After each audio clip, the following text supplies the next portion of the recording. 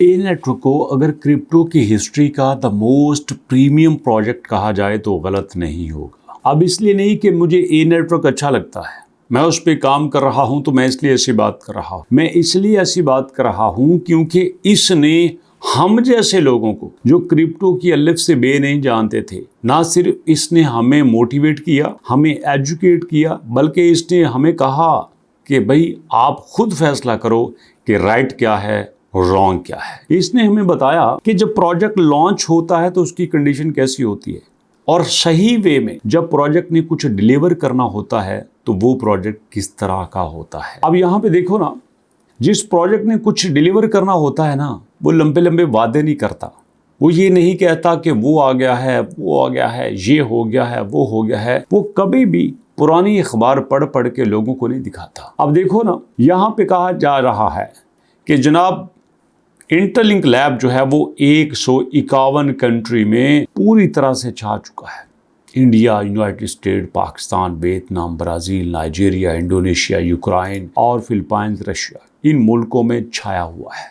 और मज़े की बात यह है कि ये प्रोजेक्ट जो कि कई सालों से मार्केट में है, लोग पागलों की तरह इसके साथ चल रहे थे, ये सिर्फ 151 कंट्री में है। बट ए नेटवर्क, जिसको ये कल का बच्चा कहते हैं, जिनके मुताबिक इसको भी आए हुए 3 महीने भी नहीं हुए और आज ये 164 मुल्कों में फैला हुआ है।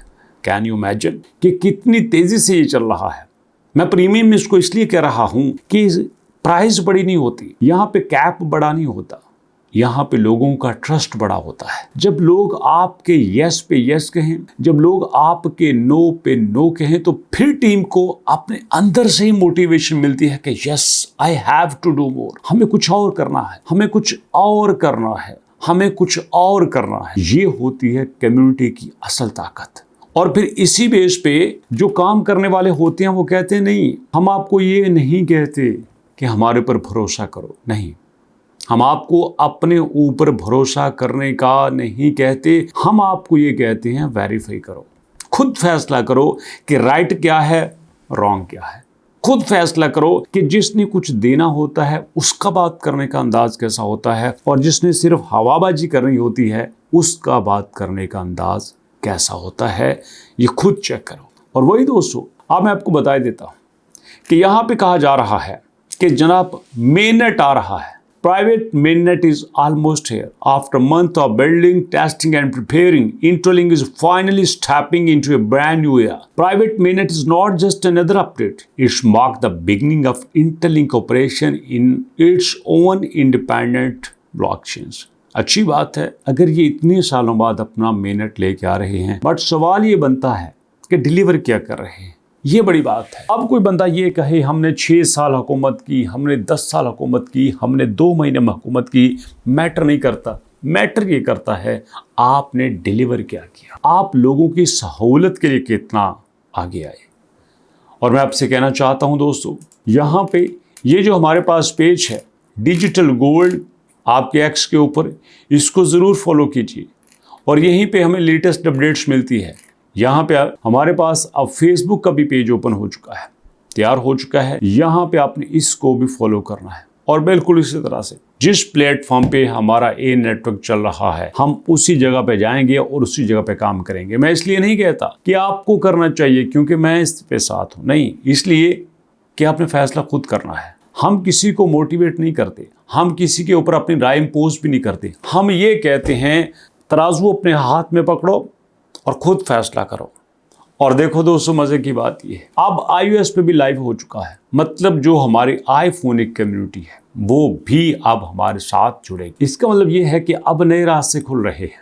लेकिन मजे की बात ये भी है दोस्तों, जैसे जैसे ये प्रोजेक्ट फैल रहा है वैसे वैसे क्रिटिसिज्म का दायरा भी बड़ा होता जा रहा है। अब लाजिमी बात है, जब दुश्मनों के सांस बंद होगी, जब उनको पता चलेगा कि हमने तो लोगों को मिसगाइड किया हुआ था, अब ये सारे लोग उस तरफ जा रहे हैं जहां पे पैसा तो मिल ही रहा है, जहां प्राइस तो आसमान से बातें कर ही रही है, साथ लोगों को एजुकेट भी किया जा रहा है। तो ऐसी मार्केट में जो फक्टिशियस होते हैं, रेप्लिका लोग होते हैं, कॉपी होते हैं, लोगों को यूज करने वाले होते हैं, उनकी कोई जगह बाकी नहीं बचती। आपको क्या लगता है कि ये जो $30 प्राइस इसकी रुकी हुई है, ये टीम ने रोकी है?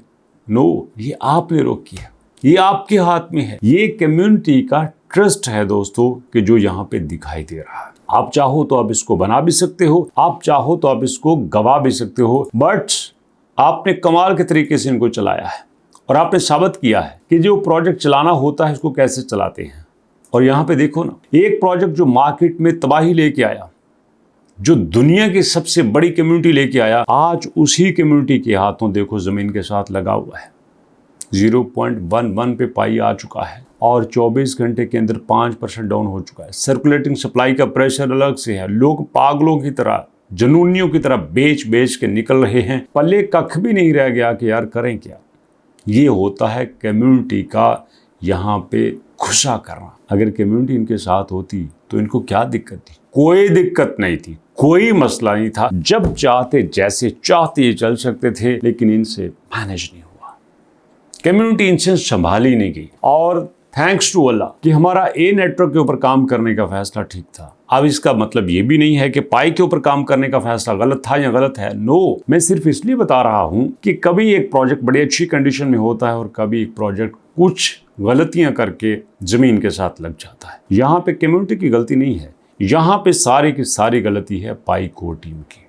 अगर पाई कोर टीम यहाँ पे सही तरह से चलती, लेटेस्ट अपडेट देती, लोगों को साथ लेके चलती, लोगों को एंगेज रखती, लोगों की ज़रूरत, लोगों की नीड्स को समझती, तो आज यहाँ पे ये कंडीशन ना होती। आपका क्या ख्याल है? आपके ख्याल में पाई टीम की गलतियाँ कौन सी हैं और आपके ख्याल में ए नेटवर्क की जो टीम है वो किस तरह से स्ट्रॉन्ग होती हुई दिखाई दे रही है? कौन से ऐसे पॉजिटिव साइंस हैं ए नेटवर्क की टीम के जो करके ये दिन रात मेहनत करके छाई जा रही है? आपके फीडबैक का वेट कर रहा हूँ। मुलाकात करेंगे नेक्स्ट वीडियो में, तब तक के लिए अल्लाह के अमान।